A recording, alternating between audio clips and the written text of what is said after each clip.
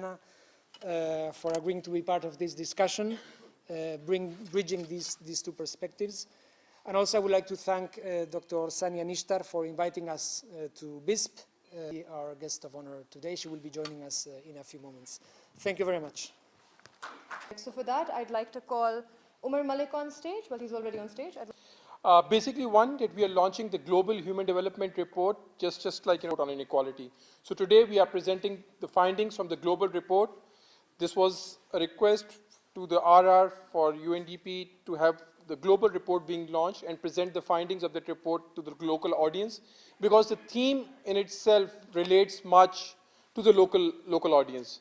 The issue of inequality is pertinent in a global context, but it relates very much to the local scenarios in Pakistan, and that's like, it links very well to the National Human Development Report that, as Ignacio mentioned, will be launched somewhere in the first quarter next year. So what I'll be doing today would be presenting the findings from the global report, and then at the end of it, just try to gather more. Report is inequality, and when talking about inequality, it is talking about three key components. It talks about that we need to look beyond income, beyond averages, and beyond today. This is the framework under which this report is authored on, and I'll be explaining to you what these three themes mean. But just before talking about that, I think we really need to reiterate what the human development philosophy is and why these reports are as frequent as every year. I think, one, we need to credit the author of these human development reports, the person who originated the concept of human development. And I think it would link very much well with the theme of this particular report as well, Dr. Mahbubul Haq, who pioneered or championed the cause of human development back in 1990s with the sole objective that income alone could not measure the development progress of nations. There are other factors that derive the human development process. If you increase income per capita, it would not be the sole measure of prosperity of the individuals of that nation. That could be the measure of prosperity of that particular nation, but not the people who are living. So the concept of human development is very much centric to people in itself. And that's what the message of this particular report is as well. You increase the income of people, that would have a limited impact. But there are other capabilities that you need to enhance if you really want to enrich the potential or get the maximum out of the potential that people would have. And these themes include not only income, but education, investment in the health standards. So that was the premise that Dr. Haq, when he originated the concept of human development, talked about, and that's what this report on inequality is also talking about, that you really need to look as beyond income when you're measuring the progress of nations. And it links very much to the current political and socio-economic scenario of the world. As Ignacio again mentioned, the level of the protest or vulnerabilities that are amongst people all over the world, they to some extent are linked to the level of inequality that persists in our societies, be it the level of income that people have or the level of education or health or other standards of living that they have. The have-nots developed. Again, this comes to the concept of human development, where it is very important to enrich the potential of the people so that they can contribute to the larger society as a whole. With this, I'll move on to the three concepts. I hope even if it's not clear, I said it's three. The framework of this report builds on three. Again, the concept of human development, Dr. Haq's philosophy, that income alone cannot be the measure, and other factors that contribute to human development. So it has to be education, it has to be health, and in general, this to look beyond income. The second key feature is beyond averages. Again, it's such, but there are a lot of deviance or variations within the nation that is not captured in this average number. An article in the newspaper by Ignacio. So if you look at the Human Development Index for Pakistan, we see other regions in this country that are performing as worst as countries in Africa or in Africa. So this variation, youth. So these aspects, the average number will not capture. You really need to dig down between this average number to see what's the level of development amongst different segments of the society is. It does not translate into political and social and other sort of vulnerabilities. So that's the key framework of this report, to look at beyond averages. Much more bigger impact in future. So it's really important to tackle the inequalities now so that you have a more sustainable, and it's not clear, but I'll try to explain more. So there are 5 key findings that the report comes up with. One, the disparities in human, specifically over the past 15, 20 years since the launch of the Millennium Development Goals on reducing the deprivations among society. It is that are very primary in nature. For those that are more broader, the disparities have increased over time. Again, the report gives is that inequalities accumulate through the life cycle. Again, the intergenerational questions in the future. And then one key message of the report that comes is that the metrics that level of inequality that persists in the society. So it's important to revisit the framework and come up with to act now to redress this level of inequality so that they don't persist. The slide on the first key message, that deprivations have persisted. The column on the left, on the right, we are talking about the very high human development countries. So if you see, despite the investment, there's a chance that he will die before the age of 20. So despite the investment in these disparities, this stark, very high human development country, this comes out to 55%. Again, investing, we have done a lot of work on addressing these disparities. The investment being made on some primary indicators, and this to some extent is positive, that when we talk about a high and a very high human development country, what the inverted U shows you is that there is a convergence in terms of achievement in primary through child health and through child's education, and then it would have an impact on development would be low. So the impact of a low socioeconomic development of a parent. So these are the 3 key messages. The other 2 I think are quite obvious, so I'll move on to some of the recommendations that the report talks about. We need to focus on gender dimension and those people who are future shocks like climate change, and also see how we can adopt technology and investing into antitrust policies for greater equity in market. I think these are some of the key summary report, and the main report is also available online. But now let's move to the other articulate. These are figures from the Global Human Development Report, and we have just extracted the content relevant countries. So if you see, there are 2 messages from this graph. The level of human development has been positive, but that's the nature of the Human Development Index in itself. What we see in 2015, the level of human development has been quite steep. And that's where this is the area of concern. So our rate of growth in human development was 1.2% per annum. Countries have catched up and have crossed Pakistan. That's where we'll go. And something that we should slightly be ashamed of as well. For a nation, of the 4 indicators of human development, the life expectancy at birth, the expected years of schooling, our number of 0.56 is lower than that of Bangladesh, 0.61 in development that we have, and that's an area of concern.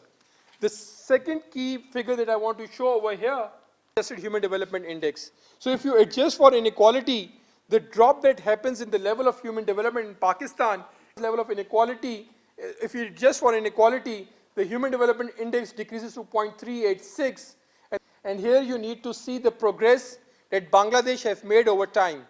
And I think that's one of the factors that have led is abysmally low at 0.747, again, lower than all South Asian countries.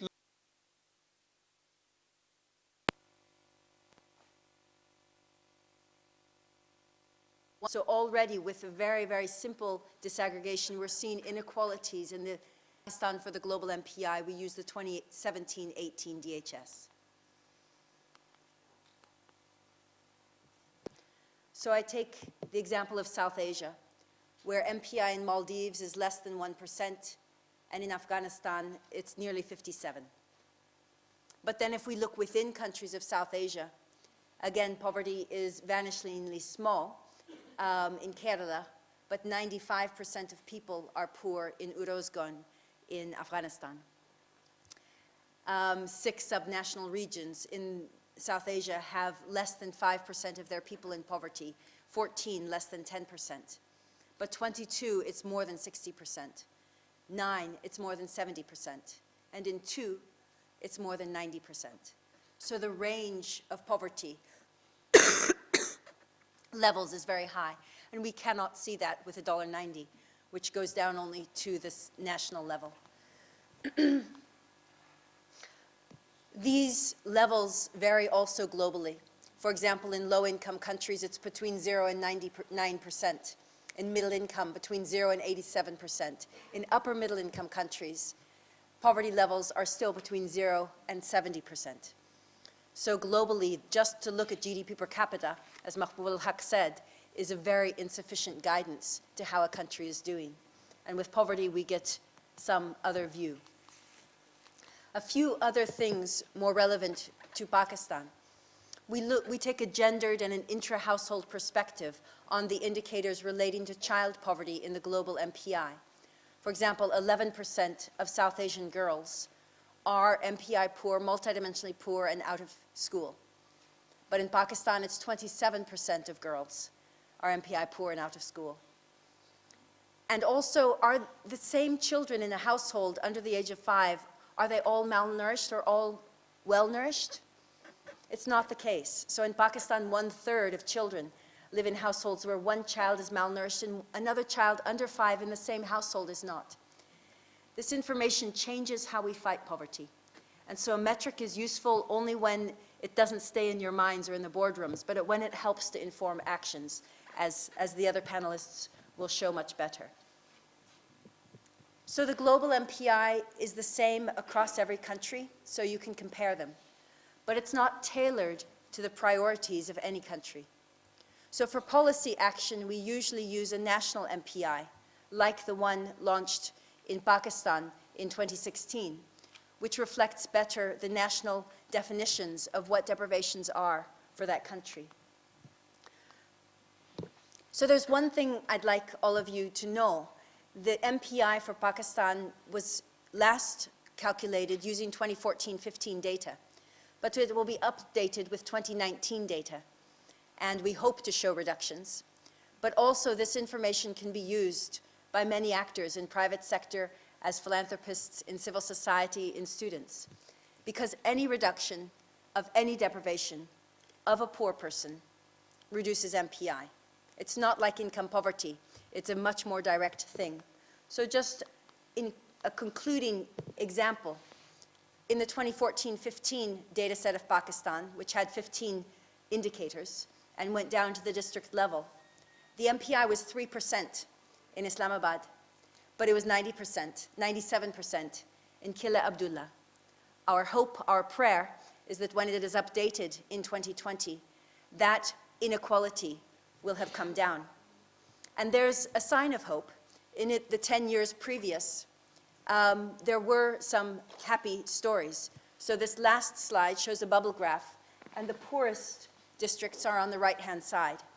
And it's a race to the bottom. So the ones closest to the bottom are reducing poverty the fastest. And the winner in that decade was Musakhel.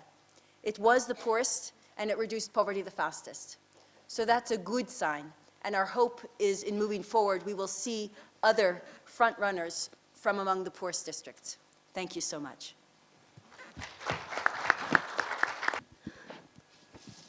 Thank you, UNDP, for inviting subject and at this launch of the global beyond income, beyond averages, and beyond today. And some of the messages emanating from just talking about Pakistan, they're so relevant, so about these, and so on and so forth. All our focus is the disparities are still very widespread. And my colleague on the left has already indicated by giving an example of Islamabad and a district in Balochistan, how startlingly different the situation is. So despite moving in that direction, our pace is very slow. And perhaps our focus is not so much on reduction of these inequalities that we need to give it more focus. This is very clear. And the very fact that the new generation of inequalities may also be stimulated by the way the global economies are going with climate changes, with access to new technologies. The countries, the regions within countries who have not adopted adequately to those regional, these technological changes may be left behind even more. So I'm wondering, these areas in Balochistan, which we are showing 97%, may be moving more closer to 100% when we see digitalization and industries and private sector accessing and making the most of the new territories that have been broken in terms of, technological advancements. So with all these new challenges emerging, and inequality is going even deep.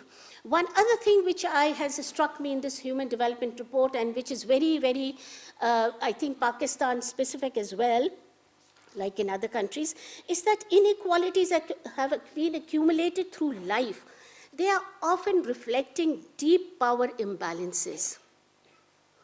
Those who are up there have good access to people in power, have good access endowments, they are bound to remain in that place and advance even further.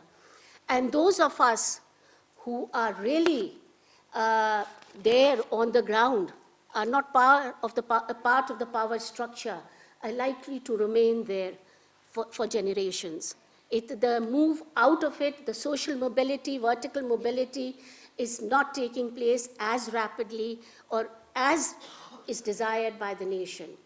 This is something which we should be really worrying about, because our kids are going to be raised in this environment.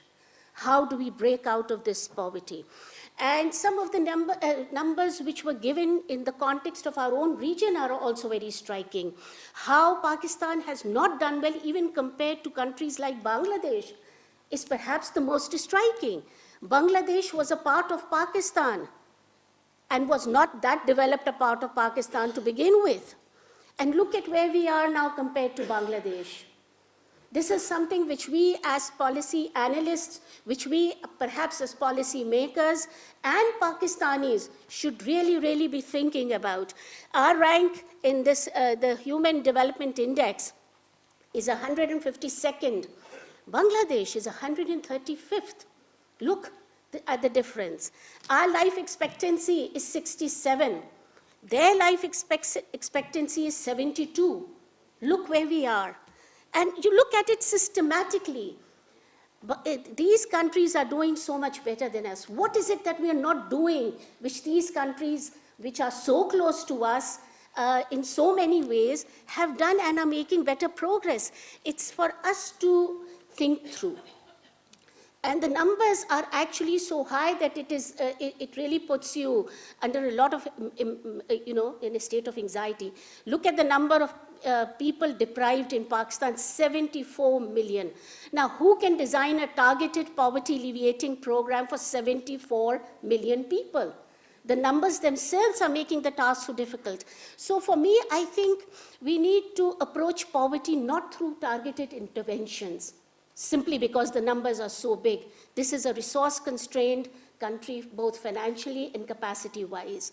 For us, our whole perspective of reducing poverty should be more macroeconomic. We have to promote policies which will ensure that the country grows in an inclusive manner and our growth doesn't leave people behind. That is the answer for us. And one way of doing so, in fact, there is mention of this in this report also, is state capture by a few elite. Look at tax policy. Look at fiscal policy. Look at the credit policy. Look at the property ownership policies, which are encouraging. We are actually not breaking out of the clutches of inequality because of the high state capture by a few who are making policies and implementing policies to benefit a few of their kind, and the others are left behind. And this is something which has been recognized and very explicitly mentioned in this Human Development Report also.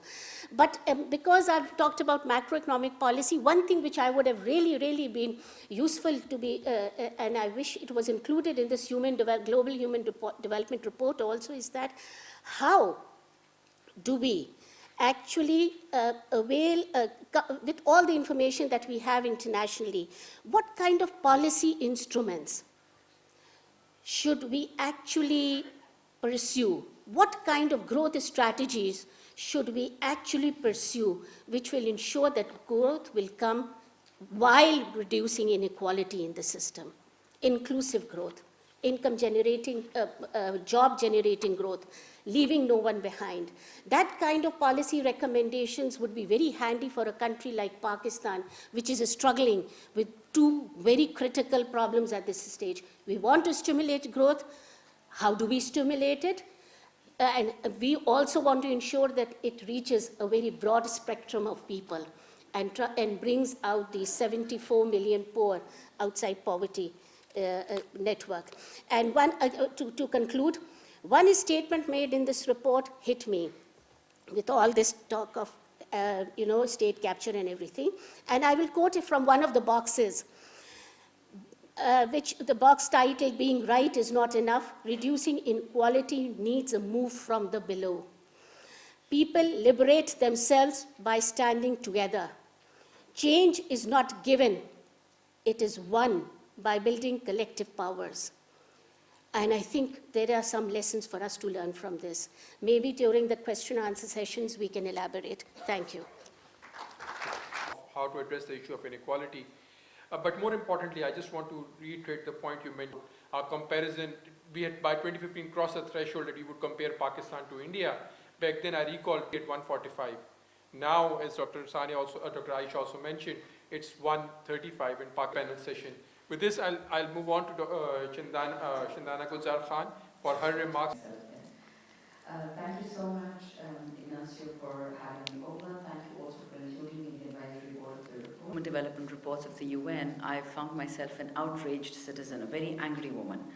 Member of Parliament, it's been a year and a half, so I don't know how much of this inequality in Pakistan I'm personally responsible for, but we are all witness to this.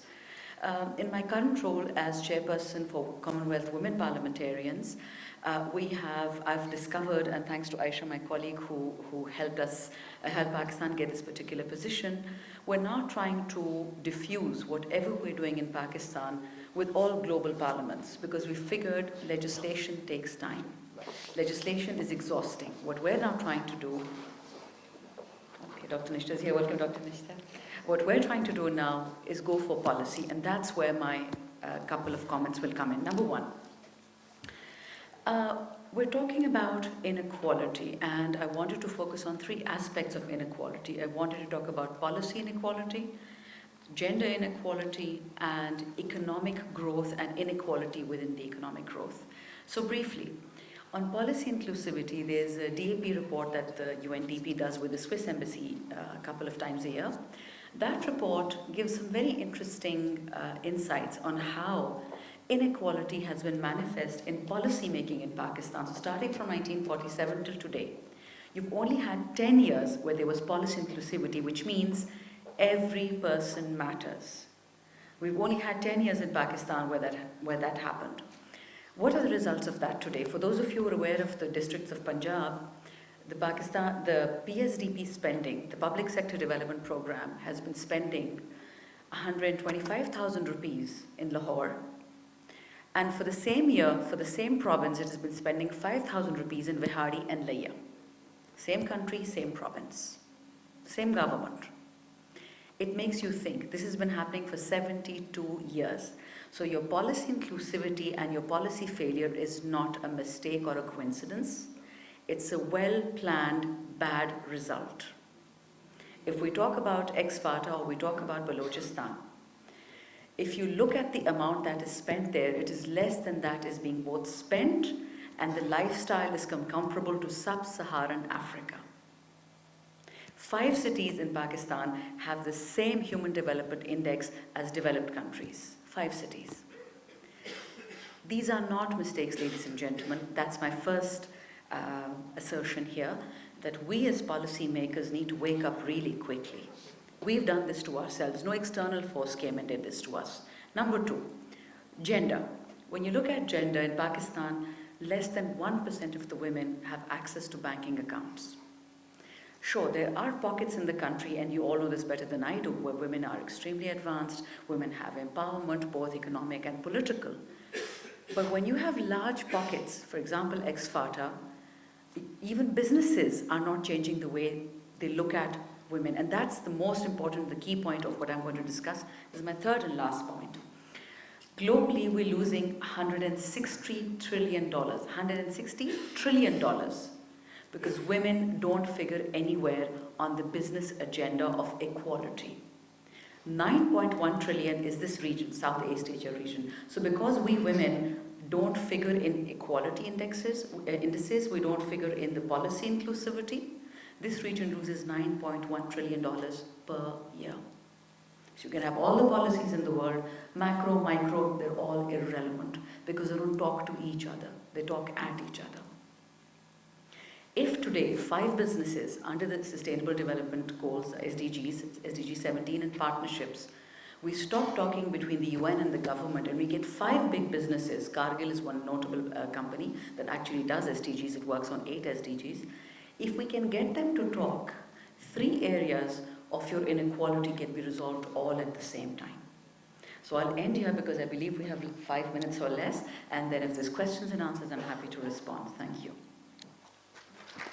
Apart from other factors, the contribution of gender to that human development is, I think the 3 panelists have set the stage for that, but inequality might increase, or like what's the relationship between the two?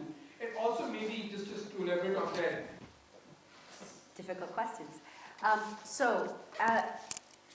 Inequality is often referring to economic inequality. The common measure is the Gini coefficient, and a higher Gini is worse. And if you do a scatter between economic inequality and level of MPI over 101 countries. And the reason is that, in a sense, so economic inequality does not define your chances of having low MPI. But what's here to help us, but we're not able to find a significant relationship between growth .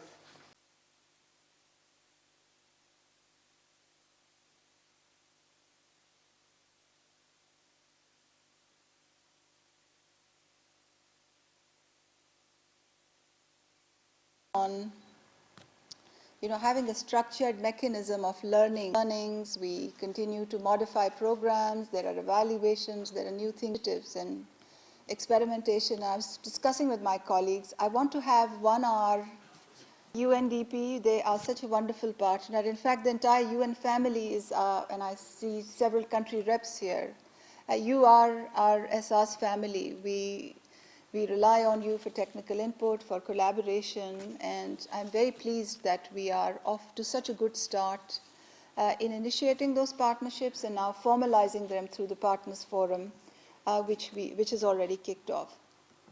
I was also very pleased to see the report. Pedro is a good friend. He and I worked on a commission back in 2009, where we were both rapporteurs for a very tough commission chair. And we were doing a report at the World Health Organization on how to build incentives for research for medicines where the market did not have an incentive. It was a very difficult commission, and the 2 of us were rapporteurs for that. And flipping through the pages of the report and being reminded of that time when we worked together, I could not help joining the dots because SRS is somewhat like that. We are basically trying to create incentives within the system for the system to work for disadvantaged people because the system effectively does not have the incentive to do that. My dear friend Aisha talked very eloquently about state capture, and if her better half was here, he would give you a rundown of the numbers which he has at the back of his hand. Very elegant numbers on how deeply entrenched we are in state capture. But I can assure you and let you know that there is every effort within the present government to address that. And SAS is all about pushing the needle from an ecosystem which works for a minority towards an ecosystem which is more distributive. And that is what bridging inequalities is all about. That is what your work is about. That is why we all rally together and huddle. I think the new era of SDGs and human capital development gives us just the right grounding to do that. And I'm not going to get into that little tension between the World Bank and the UN system, between human development and human capital development. For me, it is the same thing. We basically understand in this digital age, and Shandana referred to the fourth industrial revolution, we understand in today's age that the most important capital of a nation is not its physical capital, it's not its material capital, it's not its environmental capital, it is its human capital. And that countries who are not going to invest in human capital development, you may call it, the UN calls it human development, the international financial institutions call it human capital development. But if countries are not going to invest, they're not going to be able to compete in the economies of the future. That's very clear to us. 60% of the wealth of a nation is its human capital.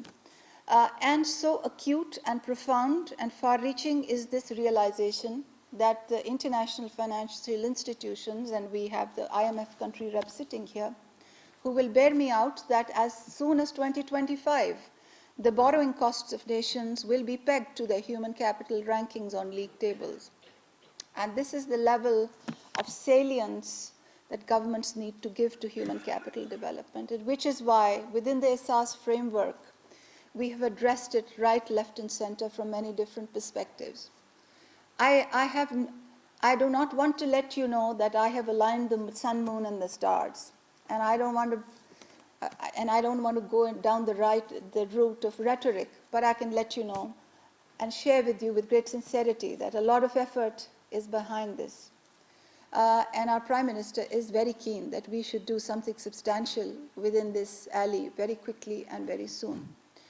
So when you start with this conversation, you start with the metrics. So the metrics and data and credible quality data is the basis of every intervention we do, which is why I'm so pleased to welcome my friend Sabina for the next 3 days, who's going to help us deep dive and think through the measurement piece around SRs.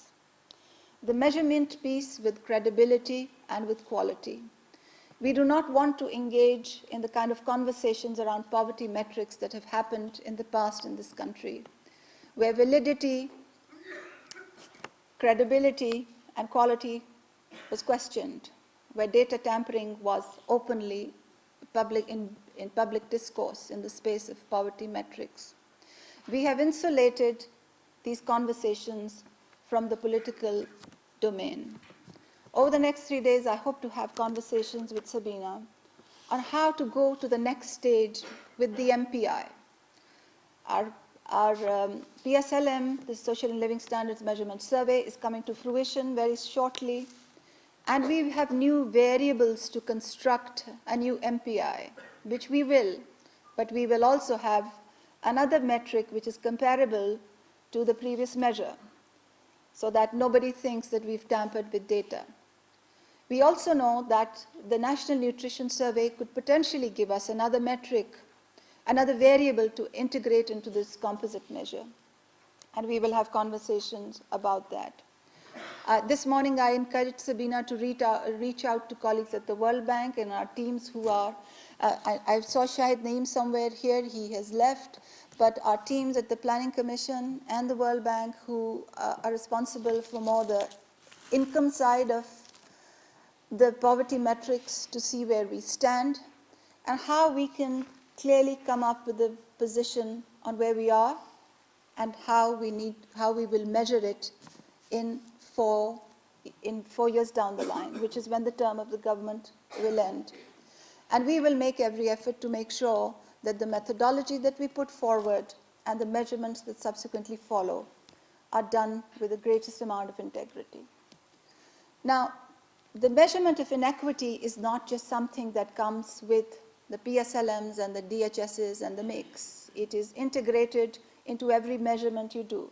It is integrated into monitoring, it is integrated into program reporting. It is basically integrated into the ethic of everything you do.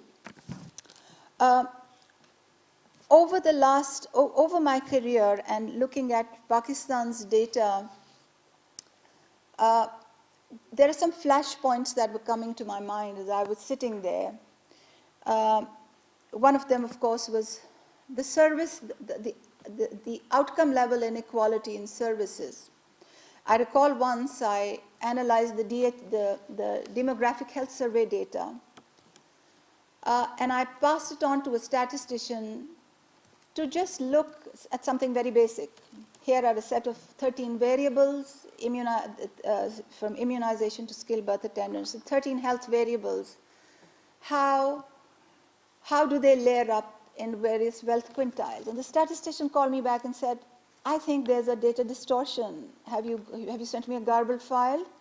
Because look at the way they are sitting in various wealth quintiles. There was a perfect pattern. The poorer you were, the higher the likelihood that your children were less immunized, that you were less likely to access a skilled birth attendant, you were less likely to have a screening, etc., etc. And the statistician is really puzzled. She said, I have never seen data of this kind.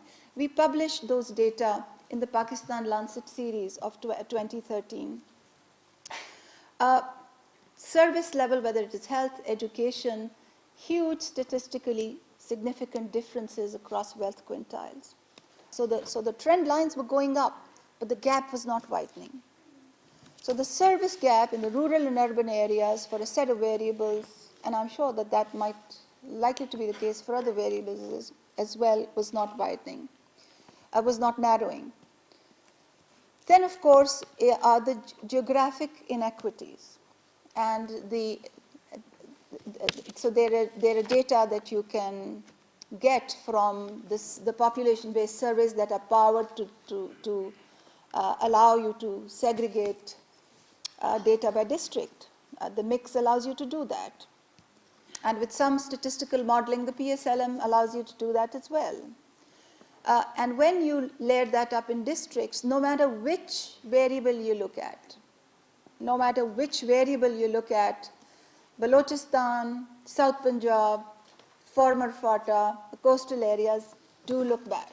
They just pop up red on the screen. It is now common sense. And then there is gender. So Shandana talked about the financial inclusion metric. I mean, no matter which metric you look at.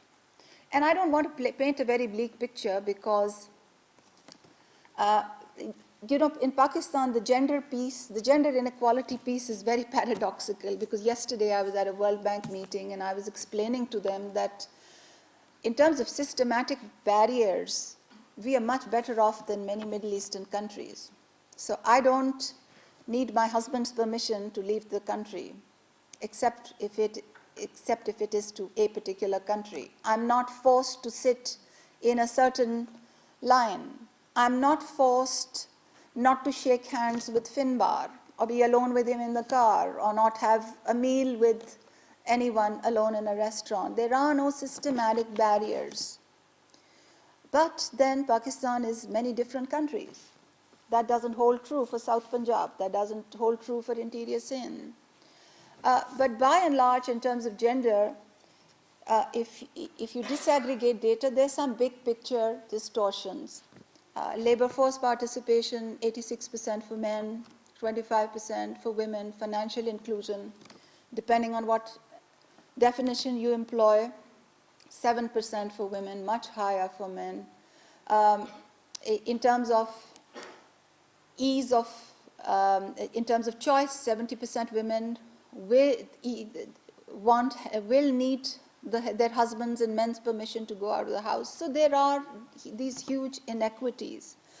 And the challenge for us in SAS is to see how we are faring on those inequities with this whole plethora of programs that we're rolling out. Because we don't want to shoot in the dark and continue to roll out programs. And the challenge for us is to marry the 7 goals with the specific interventions, in a standard log frame, and to see how how they contribute to the SDGs, to the national goals, to the SDGs, and how we can use the MPI as a lever to drive change, as a lever for policy. And I'm really looking forward to conversations with Sabina to allow that to happen as well, because that is fundamental to developing that, for lack of a better expression, that MNE, that log frame construct, that is so important to drive a multi-sectoral program like SRs. So let me tell you a few things that are part of the construct of SRs, which will help to reduce inequity. And I'm assuming all of you know that SRs is a multi-sectoral, multi-component, whole-of-government program aimed at welfare, human capital development, building safety nets, and addressing state capture. So number one is this data disaggregation. We're very fundamentally signaled that averages are not good enough. Averages hide inequities. And as a basic principle, we must disaggregate data at least by income and gender, and wherever data is powered at a district level and further down, number one. Secondly, the National Socioeconomic Registry that we are building, and we have our partner agency, RSPN, here in the room with us.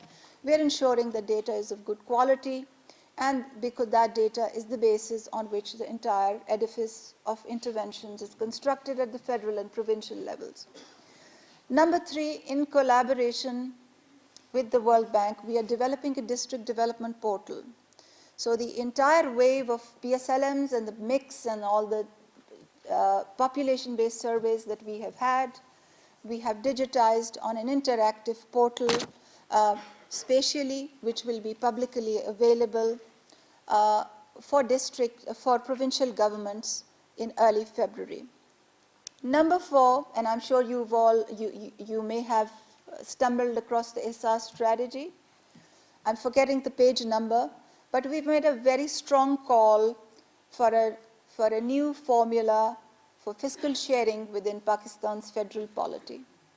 And we have made a comparison with many other federating systems, with South Africa, with Mexico, with neighboring India, highlighting that in Pakistan, 82% of the fiscal transfers in the National Finance Commission Award are population-based.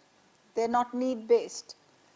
And this is a double-edged negative sword, because on the one hand, it creates a disincentive for population control, for lack of a better word, which is what we badly need. And on the other hand, it does not incentivize provinces to step up their development efforts. So a very strong and an explicit call for revision of the National Finance Commission award formula, and a very strong call for provincial finance commissions to get initialized. And in support of that, we are launching the district development portal, as I just mentioned, with the data spatially oriented. And the idea is that citizens should get involved in that as well, because through simple clicks, you get to know what the status is, which explicitly makes the call for allocation of resources. Then, of course, our targeting. So there is a 50% rule within SRs. The 50% rule is that whether you're doing, of course, the BISP interventions are 100% women, as you know. But the other interventions that we are doing in SRs, whether they're SRs scholarships, SRs loans, SRs housing schemes, SRs orphanages, stipend, it is 50% for women and nothing else. And in fact, when I got the SR scholarship scheme approved from the cabinet, there was a big uproar from my cabinet colleagues who said you cannot be spending money on women who just get married and do nothing.